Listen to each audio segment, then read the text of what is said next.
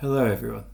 So this is Tinkercad. This is a program we can use to create circuit schematics fairly easily.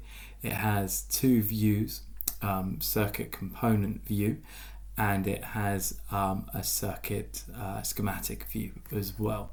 So we'll be using the component view. So first thing we want to do is go over to circuits over here and then create new circuit up here. Now you can see I've got a whole lot of designs I've done before, and it's this one over here that we'll be making. So I click create new circuit.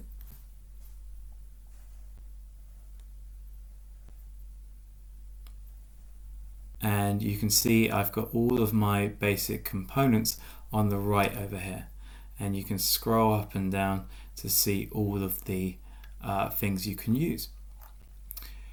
We've got a start simulation up here that will allow us to simulate our circuits. And we've got a code function up here. Now we won't be using this today because we won't be doing programmable microcontrollers until the next unit, R049. So I'm going to start off today with a fairly simple circuit. I'm going to go ahead and pick this 9-volt battery right here. So I'm going to place that down. You can see it's got some blue around it. That means it's highlighted. That means it's selected. I'm going to use this tool right up here to rotate.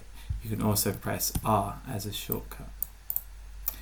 Brilliant. I'm also going to drag over a red LED. So this one right here. I can change the color of that by clicking on it and then clicking this drop down menu over here. So I can pick whichever color I want. But I'm going to stick with red. I quite like red. Okay, the next thing I'm going to need is a resistor that's going to limit the current flow in the circuit, as if that current flow was too high across this LED, it would not last very long at all. Brilliant. So now I need to connect my circuit up. Now these LEDs that stands for light emitting diode. So actually they only allow the current to flow in one direction. So if I try to rig this up in the wrong direction, it won't work. So let me just show you that.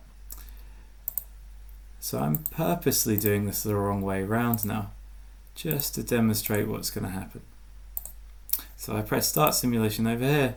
You can see that nothing happens. The LED hasn't lit up because current cannot flow in this direction. So I'm going to delete those wires, just click on them and hit backspace on your computer. Now I'm going to wire this up the correct way around. So I'm going to change my color to red for my wires. It doesn't actually matter which color you pick. It's all going to be conductors. But I'm just going to pick red as that is kind of conventional for positive. So I'm going to connect that one to the anode over here. That's the longer pin on your LED. I'm then going to connect this negative end to my resistor, and you can see I can move that around wherever I want. Brilliant. Now I'm going to change my color over to black. I'm just going to change this one to black. So I can tell that's going to the negative or pin of my LED or the cathode. Brilliant. I'm now going to go back and connect this to the negative terminal of the battery right there. Brilliant. You can see if I press start simulation now, we get a nice glow on our LED. Brilliant. I'm just going to take out this resistor just to show you what would happen if we didn't have that in there. So I'm just going to delete these two wires. Now, if I connect that up to my battery, and I press start simulation, you can see that the current for the LED is far too high, 915 milliamp, when actually we want just about 20 milliamp. Okay, brilliant. So I'm just going to make that go away and link all that up again. Doesn't have to be neat, but it helps to keep these things neat, especially when your circuits start to get a little bit more complicated. Okay, I'm now going to move to this view over here. This is schematic view. And what you'll actually see is this has made a schematic for me.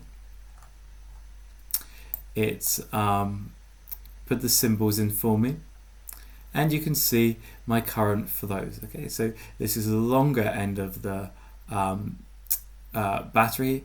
That means that's the positive one, and this shorter end here, that means it's negative. You can see it's labeled it for me. It's called it battery 1, and it's given it a 9 volt potential difference, or EMF as we should say for a battery. So if we trace around the circuit, we can follow these green lines. These green lines just represent the wires. We can see it's going through our LED. This is the symbol for an LED. It's very similar to the symbol for a diode, just with these 2 arrows coming off it, and they represent the light it's going to glow. It tells me the color, it tells me it's red, and it gives me a label. It says D1 for diode 1. Okay.